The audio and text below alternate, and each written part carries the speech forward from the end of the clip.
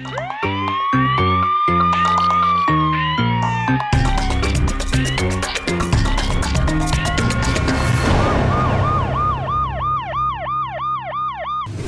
वालेकुम नाज़रीन, प्रोग्राम जुर्म बेनकाब के साथ मैं हूं कैसर खान। नाज़रीन, बाज़ औक़ात ऐसे केसेस सामने आते हैं जिनके बारे में जानकर इंसान हैरान रह जाता है। एक ऐसा ही वाक़या पेश आया कसूर के इलाका में, जहां पर एक शख्स को मुबैना तौर पर उसी के घर से उठाने वाला, उसको अगवा करने वाला और मुबैना तौर पर उसके दुश्मनों के साथ मिलकर उसको कत्ल करने या करवाने वाला कोई और शख्स नहीं बल्कि एक SHO था जिसका नाम ज़िशान रंधावा है, और उसके साथ उसका एक और साथी कल्बे अब्बास, और उसके साथ कुछ और उन्होंने रज़ाकार और कुछ साथी बनाकर एक शख्स के घर पर हमला किया, धावा खुला, उसको वहाँ से उठाया, उसकी बीवी को ज़दोकोब किया, उसकी बेटी को मारा पीटा और मुबैना तौर पर उस शख्स को उकाड़ा के करीब ले जाकर कत्ल करके फेंक दिया। और जब ये सारे मामलात आए तो जब पुलिस में इन्वेस्टिगेशन की गई तो भी ज़िशान रंधावा का नाम सामने आ रहा था, लेकिन CCD ने ज़िशान रंधावा जो कि SHO था थाना सिटी का, उसको गिरफ्तार किया और उसके खिलाफ कानूनी कार्रवाई की। आज के प्रोग्राम जुर्म बेनकाब में हम इसी ज़िशान रंधावा का जुल्म और जुर्म बेनकाब करेंगे। इस वक्त जी हमारे साथ मौजूद हैं मुबैना तौर पर हाजिर सर्विस SHO जिसका नाम ज़िशान रंधावा है, जिसने मकतूल को घर से उठाया और फिर ले जाकर मुबैना तौर पर ख़त्म कर दिया। इस हवाले से हम बात करते हैं उनकी बेटी और उनकी जो बेवा है उनसे। सबसे पहले बेटा, हमें बड़ा अफसोस है, बच्चे आप बताओ उस दिन क्या हुआ था, कौन कौन आया था, पुलिस वाले क्या करके गए यहाँ पे? पुलिस वाले हमारे घर आए, उन्होंने हमारे दरवाजे वगैरह तोड़ दिए, बाहर के वायर बिजली की हमने लगाई हुई थी वो उन्होंने कट कर दी हैं। आए हैं, उन्होंने मेरे पापा को यहाँ गिरबान से पकड़ा, घसीटते हुए मारते हुए लेके गए हैं। मेरे मामू ने छुड़ाने की कोशिश की, मामू शफीक ने, उन्होंने इन्हें भी मारा है और बुरे तरीके से मारते हुए उकाड़ा के करीब जाके इन्हें धक्के मार दिए। पुलिस वाले का नाम आपको पता जो आया था? ज़िशान रंधावा, नज़ाकत है और हारून भी है और मकसूद और ज़िशान रंधावा SHO वर्दी में आया था जी। आगे उसने वारंट वगैरह कोई चीज़ किस तरह की बात, कुछ कानूनी कार्रवाई के बारे में बात नहीं की कि हम वैसे उठा के ले गए? जी, ऐसे मारते हुए लेके चले गए। तो आपकी अम्मी बचाती भी रही है? जी। तो उनको भी मारा? उन्होंने मम्मा को भी मारा है, मम्मा की यहाँ वो गन लगाई थी, फिर मम्मा का ब्लड निकलने लगा। किसने मारा था? ज़िशान ने और हारून वगैरह सारे। ज़िशान रंधावा का बार बार नाम आ रहा है मुबैना तौर पर, हम इल्ज़ाम नहीं लगा रहे, लेकिन जो मज़लूमीन हैं वो बता रहे हैं कि उस SHO ने घर में घुसकर तशद्दुद किया। और बच्चे बेटा, आपके साथ भी बदतमीजी तो नहीं की किसी ने? ऐसे बेड यहाँ रखा हुआ तो मुझे उन्होंने गन यहाँ लेग पे मारी है ऐसे और धक्का दे रही है, मैं बेड पे गिर गई हूँ, फिर वो यहाँ से जल्दी जल्दी भागते हुए निकल गए हैं। और फायरिंग भी बहुत चाहेंगी मरियम नवाज साहिबा से, CM पंजाब हैं, वज़ीर आला पंजाब, उन्होंने ये दायरा CCD का बनाया जिसने आपका मसला हल किया। यही कि सर हमारे साथ इंसाफ किया जाए। इतना टाइम 19-20 साल इंतज़ार किया है कि मेरे पापा आएंगे, हम भी कोई लाइफ अच्छी गुजारेंगे, लेकिन आए हैं तो वो फौरी 2 महीने के लिए रुके हैं और वो इतनी लेके चले गए हैं, और बाकी ज़िंदगी हमने किसके सहारे गुजारनी है? अगर उन्होंने हमारी ज़मीन जायदाद रखनी थी तो फिर मेरे पापा को क्यों मारा उन्होंने? वो रख लेते, अभी तक उनके कब्जे में ही रख लेते। मेरे पापा ने तो छोड़ दी थी, तो फिर उन्होंने क्यों मेरे पापा को कत्ल किया? मुबैना तौर पर पुलिस वाला ही किराए का कातिल निकला। एक हाजिर सर्विस SHO जिसका नाम ज़िशान रंधावा है और उसके साथ एक और उसका साथी SHO sub inspector Kalbe Abbas, ये दो जो पुलिस अफसरान हैं, मुबैना तौर पर इन लोगों पर इल्ज़ाम है। और इस हवाले से जो CCD ने जो कार्रवाई की है और जो CCD के ऑफिसर हैं अतीक डोगर, उन्होंने इनको गिरफ्तार किया है, पकड़ा है। और मामलात कुछ इस तरह के सामने आया कि इन लोगों ने एक दुश्मनदार शख्स को मुबैना तौर पर पहले घर से उठाया और फिर उसको बड़ी बेरहमी से कत्ल कर दिया। इस केस के जो मुद्दई हैं और मकतूल के बहनोई हैं वो हमारे साथ मौजूद हैं, उनसे हम बात करते हैं इस सारे मामले के हवाले से। सबसे पहले जी, हमें बड़ा अफसोस है आपके बहनोई के हवाले से। अच्छा, अब ये बताइए कि सारा मामला था क्या वाकई हाजिर सर्विस SHO आया आपके पास और फिर आपके बहनों को उठा के ले गया? जी बिल्कुल ऐसे ही है। हमारे दुश्मन थे, फैसलाबाद में दुश्मनी थी दुरेना, ज़मीनों की, जायदादों की। बहनोई जो हमारे यहाँ उनकी ज़मीनें थी वहाँ पे, जिस पे अभी भी जो मुखालफिन हैं वो काबज़ हैं, और उसी बिना पे उन जो मकसूद हमारा दुश्मन मेन है उसने अपने कोई जानने वाले SHOs कल्बे अब्बास और ज़िशान रंधावा उसको अपने साथ मुलव्वस किया, पैसा दिया या अपनी दोस्ती पे लेके आए, जिस बिना पे भी उन्होंने अपनी टीमें तश्कील दी। और वहाँ से हमारा यहाँ पे एक बंदा है शबीर और शीरी लंगा, वो भी क्रिमिनल है, रिकॉर्ड उसका क्रिमिनल है, पुराना रिकॉर्ड भी उसका क्रिमिनल है, उसको साथ अपने साथ मिलाया, मुलव्वस किया और यहाँ की पूरी रैकी करके तो फिर उन्होंने जब जायज़ा लिया कि अब हालात बिल्कुल हमारे हाथ में हैं तो उन्होंने जनाब 15 जनवरी 2025 की रात 3:30 बजे तकरीबन हमारे घर पे हमला किया। ये बाहर वाला मेन दरवाज़ा तोड़ा, छतों पे चढ़ के ये हमारी जो तारें लगी हुई थी बिजली वाली वो काटी। उसके बाद ये जो हमने दीवारों पे लगाई थी अपनी सेफ्टी की वो तारें काट दी। तो उसके बाद जनाब अल्लाह वो आए हैं, रोशनी जो बल्बों की है वो हो रही थी, उसके रोशनी के मतलब साए में उन्होंने दरवाज़ा अंदर वाला तोड़ा और अंदर से जो ना छोटा बल्ब 0 का बर रहा था उसमें उन्होंने जनाब अल्लाह पहले बड़ा बल्ब ऑन किया, उसके बाद भाई को पहचाना, उसको पकड़ा, अंदर से खींच के बाहर ले आई। इस वक्त जी टीम जुर्म नकाब मौजूद है डीपीओ कसूर ईसा सुखेरा साहब के पास, उनसे हम बात करेंगे। ये जो मामला हुआ है जो SHO ज़ीशान रंधावा जिसके हवाले से चीज़ सामने आई जिसने मुबैना तौर पर एक शख्स को घर से उठाया उसके मुखालफिन के साथ मिलकर और फिर उसको ले जाकर मुबैना तौर पर बड़ी बेरहमी से कत्ल कर दिया या करवा दिया। अब जो मुद्दई हैं वो भी इस वक्त हमारे साथ मौजूद हैं, इस वक्त DPO साहब के ऑफिस में ही मौजूद हैं। DPO साहब ने बाकायदा उनको पूरे सिचुएशन को सुना और उनके जो तहफ़्फ़ुज़ात हैं उनको काफ़ी हद तक दूर भी किया और फर्दर जो उनको प्रोटेक्शन के हवाले से जो इश्यूज़ थे जो अब उनको डराया जा रहा है ज़ीशान रंधावा के पकड़े जाने के बाद जो इलाके में खौफ रास फैलाया जा रहा है इनके खिलाफ जो मुद्दईयान हैं उनके तहफ़्फ़ुज़ के हवाले से भी DPO साहब ने जो है फौरी तौर पर कार्रवाई कर दी है, अहकाम जारी कर दिए हैं। लेकिन जो सवालात हैं डेफिनेटली उस हवाले से इनसे हम बात करेंगे। इससे सबसे पहले तो ये बताइए कि ये SHO जो है ज़ीशान रंधावा जिसके बारे में चीज़ें सारी खुल के आई, CCD ने इसको गिरफ्तार किया और सारे मामलात हैं, तो ये शख्स इतना पुलिस की वर्दी में ये मामलात कर रहा था, कसूर में आके कार्रवाई कर गया, तो उस हवाले से उस वक्त जो मामलात थे उसमें क्या कार्रवाई की कसूर पुलिस ने? जी कैसर साहब, इसमें हुआ ये कि 15 जनवरी 2025 का ये वक़ूआ है, रात तकरीबन 3:30 बजे का। 5:35 पे 15 की कॉल होती है जिसके अंदर बताया जाता है कि पुलिस यूनिफॉर्म के अंदर कुछ लोग आए हैं और वो आके मगवी को अगवा कर ले गए हैं। शदीद धुंध का टाइम था उस वक़्त। हमारी पुलिस ने 30 मिनट्स के अंदर रिस्पॉन्स किया। ये सारे स्टैटिस्टिक्स जो हैं ये सेफ सिटी के प्रॉपर उसकी मैं बात कर रहा हूँ। 30 मिनट के अंदर हमारा तफ्तीशी वहाँ पर पहुँचता है। वहाँ पहुँचकर जो कॉल थी उसको वेरीफाई करता है कि ये बिल्कुल इसी तरह हुआ है कि कुछ बंदे आए हैं नामालूम और उन्होंने आकर अगवा कर ले गए हैं। मुद्दई पार्टी से कहा जाता है कि जी आप ने उन बंदों को पहचानते हैं या वो नामालूम थे या क्या। उस पर वो ये कहते हैं कि जी हम आपको दरख्वास्त के अंदर ये ड्राफ्ट करके ये चीज़ हम आपको देंगे। SHO मुद्दई से रब्ता करता है। उस रब्ते के बाद इनकी तरफ से दरख्वास्त आती है और उस दरख्वास्त के अंदर 2 बंदे नामज़द किए जाते हैं और तकरीबन 20 नामालूम रखे जाते हैं। इसके अंदर काबिल अमर बात यह है कि जब ये FIR के अंदर जो वक़ूआ इन्होंने बताया वो 3:30 AM का था, जबकि जो 15 कॉल की है वो तकरीबन 5:25 AM की है। हमने फौरी तौर पे 15 कॉल के बाद 30 मिनट्स का रिस्पांस टाइम था, नाकाबंदी की। लेकिन ये एक सवाल है कि इसके अंदर तकरीबन 2 घंटे का टाइम डिले क्यों था, क्योंकि जिन मुल्ज़िमान ने अरेस्ट किया जाहिर है कि वो डिस्ट्रिक्ट बाउंड्रीज़ 2 घंटे क्रॉस करनी बड़ी आसान थी।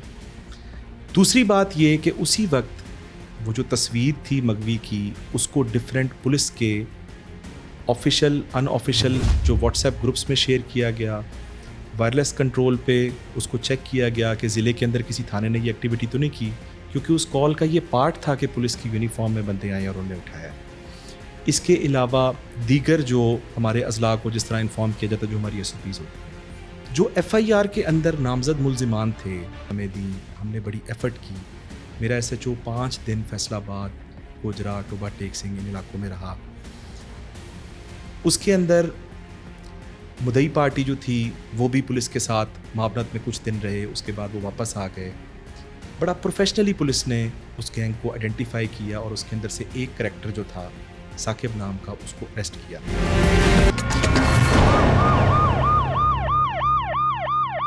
बहन जी आप बताइए कि उस दिन क्या किया पुलिस वालों ने आपके साथ?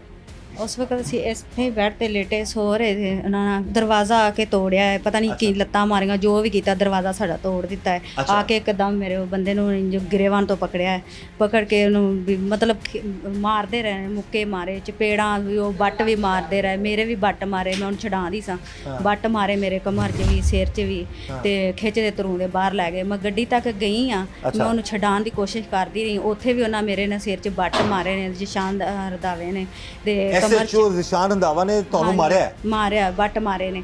ਤੇ ਫਿਰ ਉਹਨਾਂ ਗੱਡੀ ਚਲਾ ਲਈ, ਉਹ ਫਿਰ ਸੂਦੇ ਨੂੰ ਆਂਦੇ ਆ, ਸੂਦਿਆ ਗੱਡੀ ਚਲਾ, ਸੂਦੇ ਨੇ ਗੱਡੀ ਚਲਾਈ, ਮੈਂ ਹੱਥ ਪਾਇਆ, ਫਿਰ ਵੀ ਮੇਰੇ ਗੜੀਚੀ ਨਾਲ ਮੇਰੇ ਹੱਥ ਪੈ ਆ ਸਾਰੇ ਗਿੱਟੇ ਗੋਡੇ ਛਿੱਲੇ ਗਏ ਨੇ।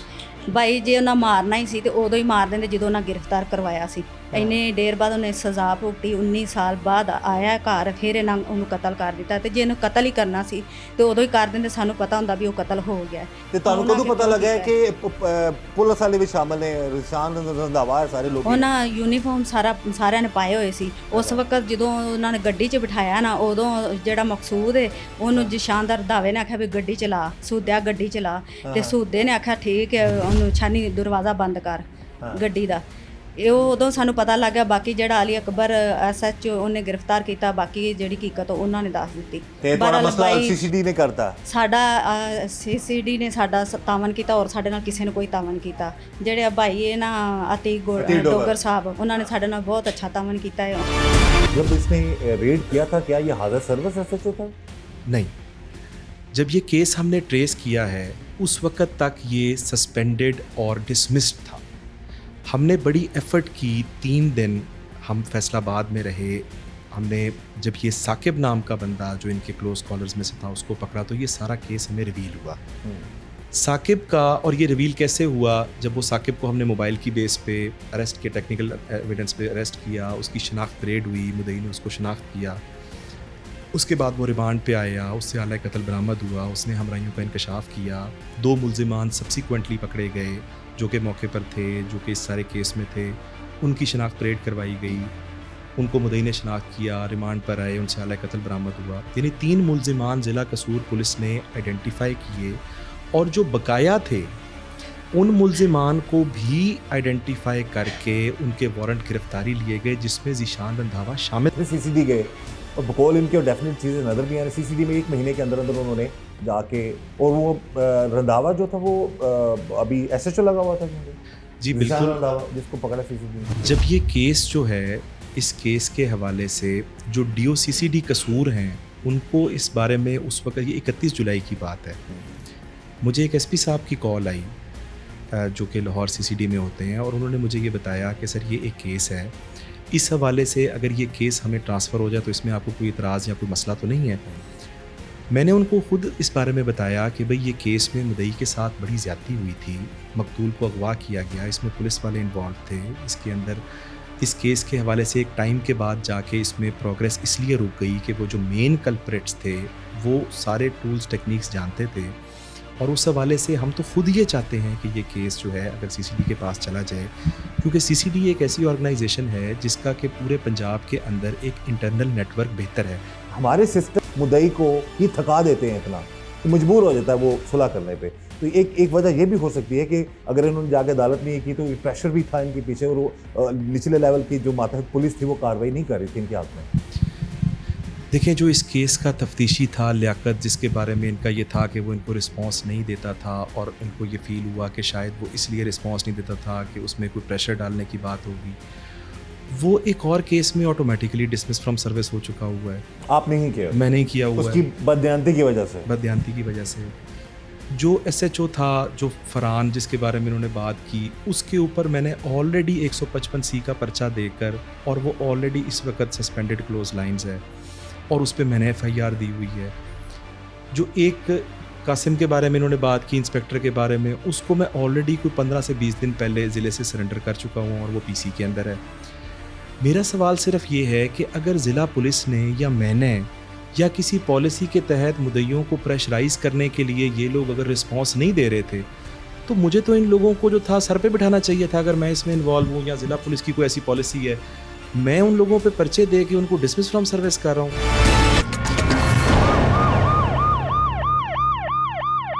ये रेड उस दिन किन किन लोगों ने किया? और किस इलाके की पुलिस ने किया? इसमें सर फैसलाबाद के थे, यहाँ कसूर की पुलिस नहीं थी। फैसलाबाद के थे, ज़िशान रंधावा था उस वक्त मौजूद यहाँ पे अंदर जो बाइक को लेने आए थे। ज़िशान रंधावा था, बावर्दी आया था, वो बावर्दी था, SHO शबीर उर्फ शीरी था। उसके बाद कल्बे बाज था, उसके बाद साकब अदील था, नज़ाकत था। उसके बाद जो मकसूद, आप सबके नाम पता है आपको? पता है मुझे, मकसूद था। वो सब लोग ये चारदीवारी के अंदर आए, उन्होंने भाई को पकड़ा। भाई फिर उनसे छूटे, वो पिछली साइड पे चले। पूछा नहीं उस वक्त कि भाई रेड किया, कोई FIR है, कोई अरेस्ट वारंट है? था ही कुछ नहीं। 2 माह पहले तो वो जो ना छूट के सुप्रीम कोर्ट से बरी होके आए थे, तो उस पर कोई रिकॉर्ड था ही नहीं, बिल्कुल जीरो होके वहाँ से जेल से वो छूट के आए थे। उन्होंने अपनी दुश्मनी निकाली। लेकिन आपकी खानदानी दुश्मनी चल रही है, दोनों खानदानों के लोग इनकी हमारे बहनोई की वालदा को और 2 कजन को पहले कत्ल किया हुआ था उन्होंने। और जब मकतूल की वालदा को और 2 कजन थे, खालाजाद भाई थे, उनको दुश्मनों ने कत्ल किया हुआ था। और जो मकसूद नाम का शख्स है, जो इस टाइम मुजरम है, हमारा मुखालफ है, उसका वालिद और उसका भाई कत्ल हुआ था, उसके इल्ज़ाम था हमारे बहनोई पे। जबकि वो प्रूफ होता है, जो सुप्रीम कोर्ट ने उसको देखते हुए बरी भी किया है कि वो उस वक्त सऊदीया में था मौजूद। तो उन्होंने जनाब अला उस बिना पे, उस इल्ज़ाम में भाई 19 साल 20 साल सज़ा काट के आए थे, उस रंजश पे इन्होंने उठाया और ये इल्जा के कत्ल। किस को लेके गए साथ? मुझे साथ लेके गए, मुझे भी। मैंने जब भाई दूसरी साइड पे इधर से छूट के भागे हैं, वहाँ हम भी उतनी देर में जाके अपने कमरे में सोए हुए। जब हम उठ के बाहर आए हैं तो हमने देखा कि हर तरफ भगदौड़ मची हुई है, और पुलिस और सिविल कपड़े भी, मतलब बंदे। कितनी गाड़ियाँ आई वैसे जब? 4 गाड़ियाँ। 4 गाड़ियों में थे? 4 गाड़ियाँ थी। मैं वो भी बता सकता हूँ, उसमें एक ब्लैक फॉर्च्यूनर, एक ब्लैक प्राडो, एक ब्लैक विगोडाला था और एक वाइट किया सफ़ेद। सारी बड़ी गाड़ियाँ लेके? बड़ी गाड़ियाँ, छोटी गाड़ी प्राइवेट गाड़ियाँ थी सारी, और बड़ी गाड़ियाँ थी। उन्होंने जनाब अल्लाह अपना वकूबा किया। यहाँ से मैंने भी भाग के पूछा, भाई कौन हो आप, क्यों भाई को पकड़े? उतने में उन्होंने मुझे यहाँ से पकड़ा। मेरे सर में राइफल के बट मारे, क्लाशनें उनके पास थी, और फायरिंग शुरू कर दी। उतने में भाई सब उठ गए, तो उन्होंने सोचा कि शायद ये हमें ना पकड़ लेंगे। उन्होंने फायरिंग शुरू, और अंधाधुंध फायरिंग की है। हमारे पाँव में ऐसे पीछे हट के फायरिंग के ब्रस्ट निकाल रहे हैं, डरा रहे हैं आप लोग? डरा रहे हैं हमें। लेकिन हम फिर भी, भाई था हमारा, हमने उसको बचाना था, जारी बात है, लेकिन हम फिर भी आगे हो रहे थे। उन्होंने मुझे भी पकड़ा और घसीटते हुए भाई को और मुझे बाहर गाड़ियों में ले जाके, एक गाड़ी में भाई को बैठा दिया, एक में मुझे बैठा दिया, और रास्ते में भी मारते गए मुझे, और थप्पड़ इस तरह से बार बार। मैं पूछता था, कौन हो आप, क्यों हमें मतलब लेके जा रहे हो, क्या हमारा जुर्म क्या है? तो आगे से चुप करो, बकवास करते हो, हमें थप्पड़ मारना शुरू कर दो। मुझे उखाड़ा के आगे ले जाके फेंक दिया, भाई को आगे ले जाके कत्ल कर दिया। ओवरऑल हमारी जब बात हुई है, जो मुद्दई हैं इस केस के, अब उनको थ्रेट्स हैं जब से ये ज़िशान रंधावा पकड़ा गया, और उसके साथ कल्बे अब्बास जो है पकड़ा गया। ये बहुत ताकतवर लोग, आप खुद अंदाज़ा कर सकते हैं कि ये इतने ताकतवर हैं कि इतना बड़ा मामला करने के बावजूद फिर वो हाजिर सर्विस वहाँ पर बैठा हुआ था, जिसके खिलाफ कंप्लेंट्स होती रही हैं, वो फिर भी SHO लगा हुआ था, और SHO सिटी था। अब यहाँ पर एक चीज़ हमारी रिक्वेस्ट है, यहाँ पर IG पंजाब डॉक्टर उस्मान साहब से भी, वज़ीर आला पंजाब मरीम नवाज़ साहिबा से भी। मरीम नवाज़ साहिबा ने CCD की दायरा बनाया, पुलिस डिपार्टमेंट को IG पंजाब डॉक्टर उस्मान से बेहतर करने की कोशिश कर रहे हैं, और आगे DPO ईसा सखेरा साहब, ऐसे जो लोग हैं, इनके विजन को आगे लेके जा रहे हैं। लेकिन ये जो SHO की सतह पर, या कुछ भी, हर इदारे में, सिर्फ पुलिस डिपार्टमेंट में नहीं, हर इदारे में अच्छे बुरे लोग हैं। कहीं पर जो ऐसे लोग हैं जो इस हद तक चले जाते हैं, जिनके खिलाफ कंप्लेंट्स भी हैं, और जो फिर बंदे उठाते भी हैं, फिर उनके खिलाफ मुबैना तौर पर कार्रवाइयाँ भी करते हैं, तो दोबारा उनका SHO लग जाना, ये तो लम्हा फ़िक्री है। वैसे ये हम रिक्वेस्ट करेंगे वज़ीर आला मरीम नवाज़ साहिबा से और IG पंजाब डॉक्टर उस्मान साहब से, ऐसे जो लोग हैं जो इदारे को बदनाम कर रहे हैं, जो लोगों को बेचारों को जो है वो दर दर की ठोकरें खाने पर मजबूर कर रहे हैं, तो उनके खिलाफ जो है सख्त से सख्त कार्रवाइयाँ होनी चाहिए। देखिए, बिल्कुल होनी चाहिए, आपकी बात 100% ठीक है, इखलाकी तौर पे, कानूनी तौर पे। इसके अंदर एक मौक़िफ़ जो है वो, मैं being a devil's advocate, although कि मेरी उस पार्टी से कोई सिंपैथी नहीं है, जो उन्होंने किया बिल्कुल उन मुल्ज़िमान को फ़ायदा मिलता है। ये हमारी लैक ऑफ लॉ की नॉलेज कहें, या जो भी मैं इसको कहूँगा, इसकी वजह से जो उसको फ़ायदा मिला ज़िशान रंधावा को, जिसकी वजह से उसने उस केस के अंदर जो था, जब इनकी एफिडेविट सारी चीज़ें आ गईं, और उसके बाद जो तफ्तीशी ने उन एफिडेविट्स की बुनियाद पे बाकी मुल्ज़िमान को भी बेगुनाह किया, उसके इस कंडक्ट के बारे में हमने SP साहब से बड़ी डिटेल इंक्वायरी करवाई है, और उसमें हमने उसको गिल्टी किया है कि ये इस आईओ जो सर्वर जो अभी करंट आईओ था जिस सीसीडी जाने से पहले, उसका ये मिसकंडक्ट इस हद तक ज़रूर था कि उसको इस ऑर्डर को पर्सनली अपीयर होकर इसकी कोई रिवीजन या अपील में जाना चाहिए था, और कंप्लेनेंट से अदालत में जो बाकी जिस तरह मुल्जिमान का बयान हुआ था उसी तरह ही करवाना चाहिए था।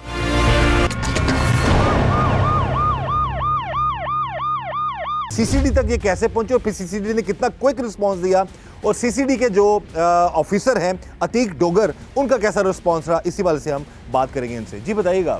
जी, जब ये सारा मामला पंजाब पुलिस ने हमारे साथ कोई तावन नहीं किया, बल्कि उल्टा हम पे प्रेशर डाला गया सियासी बिना पे भी और महकमाना तौर पे भी कि जनाब आप ना इस तरफ ना जाएं, पहले भी आपका इतना नुकसान हो गया, मज़ीद दुश्मनियाँ ना बनाएं।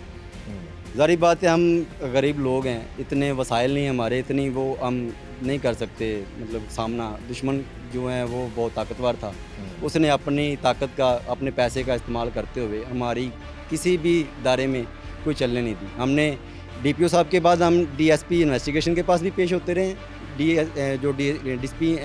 डिप्टी साहब हैं सदर के, उनके साहब सैफुल्लाह भट्टी साहब, उनके सामने भी पेश होते रहे, लेकिन कहीं पे हमारी कोई सुनवाई नहीं। सीसीडी तक कैसे पहुंचे आप? सीसीडी ने कितने अरसे में फिर जी, गिरफ्तार कर लिया? सीसीडी जो थाना चूंग है वहाँ पे किसी वाय से हमारा कोई ना, मतलब किसी बंदे से हमारा दुआ सलाम हुआ, उसको हमने अपना सारा हाल बयान सुनाया कि ये हमारे साथ वक़ूअ हुआ है, और हमें 8 माह हो गए हैं ज़लीलो ख्वार होते हुए, हमारी कहीं पे कोई सुनवाई नहीं हुई। उल्टा हमसे सुलह के, हमें बाद में पता चला कि हमसे सुलह के जो कि थे सिर्फ हमसे ज़बरदस्ती लगवाए गए, बाद में उस पर सुलह का तहरीर करके अपने से, और उन्होंने कहा जी कि सुलह कर लिया और माफ़।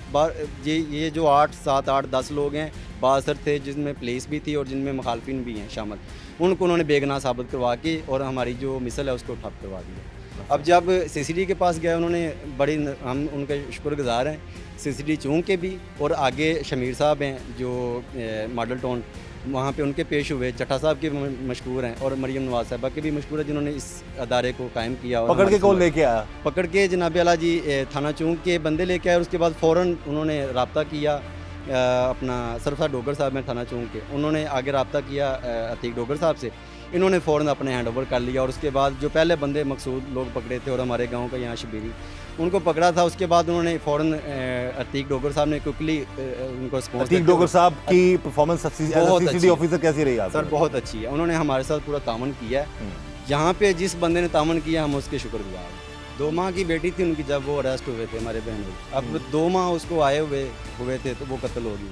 अब 19-20 साल की बच्ची है जिसने सारी ज़िंदगी अपना बाप देखा ही नहीं, ठीक है ना। अब जब वो रोती है हमारे सामने, जब वो जो सीन है हम देखते हैं तो हम पे क्या गुजरती है।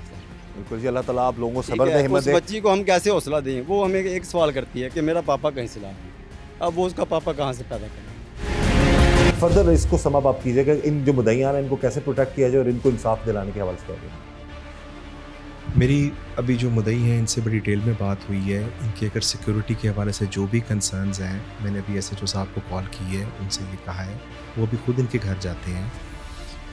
जो भी अगर ऐसा कोई इंसिडेंट हुआ है उसके ऊपर हम सख्त से सख्त कानूनी कार्रवाई करेंगे। इनकी सिक्योरिटी के हवाले से जो भी हमारा पेट्रोलिंग प्लान है या इनकी सिक्योरिटी के हवाले से जो भी इंतज़ामात हैं वो मैं इंशाल्लाह खुद इंश्योर करूँगा। अली अकबर के हवाले से उसने अच्छा काम किया। इसी केस के हवाले से, चूँकि इस केस में टेक्निकल एविडेंस पे बहुत ज़्यादा काम करना था और बीइंग SHO जो है वो ऑलरेडी फील्ड वर्क में और बहुत सारी और मिसलिनियस ड्यूटीज़ में बिज़ी होता था, तो मैंने इसी केस के स्पेसिफिक उसको इंचार्ज CRO लगाया था, जो हमारी मेन कंप्यूटर रिकॉर्ड ऑफिस, जो हमारी कंप्यूटराइजेशन का सारा काम करता है। तो शायद वो भी शायद ये मिसपर्सीव किया गया कि मैंने उसको इसलिए शायद चेंज कर दिया कि मैं कोई और बंदा वहाँ भेज के कोई और काम करवाना चाहता था, बट हमारी नीयत बिल्कुल ठीक थी। मुद्दई हमारे साथ बैठे हैं, इनका जो लॉस हुआ है वो बिल्कुल अनबियरेबल है। जो बच्ची है, जो बेवा हैं, ज़ाहिर है उनके दुख जो है, जो उनको अंदाज़ा है वो हम अंदाज़ा नहीं कर सकते। हमारी 100% सपोर्ट इनके साथ है, CCD के साथ है। जो भी अगर इनके साथ हाई हैंडेडनेस करता है या किसी ने पास्ट में की है वो इंशाल्लाह अपने अंजाम को पहुंचेगा। बिल्कुल सही है जी। और ये बड़ा एक खुशाइंद बात ये है, नॉर्मली हम देखते हैं चीज़ों को जिसमें DPO साहब ने सारे एक पूरे एपिसोड के बाद इनको एक कटहरे में ही खड़ा कर दिया गया। बहरहाल वन साइडेड चीज़ जो है उस हवाले से हमने जो मुद्दई है उसका भी मौक़िफ़ लिया, इनका भी मौक़िफ़ लिया। जिशान रंधावा जैसे लोग हैं और मुख्तलिफ महकमों में ऐसी काली भेड़ें होती हैं, उनके खिलाफ कार्रवाई होनी चाहिए। नाज़रीन, प्रोग्राम जुर्म में नकाब से कैसर खान को इजाज़त दीजिएगा। इंशाल्लाह नेक्स्ट एपिसोड में फिर आपसे मुलाकात होगी। तब तक के लिए अल्लाह हाफ़िज़।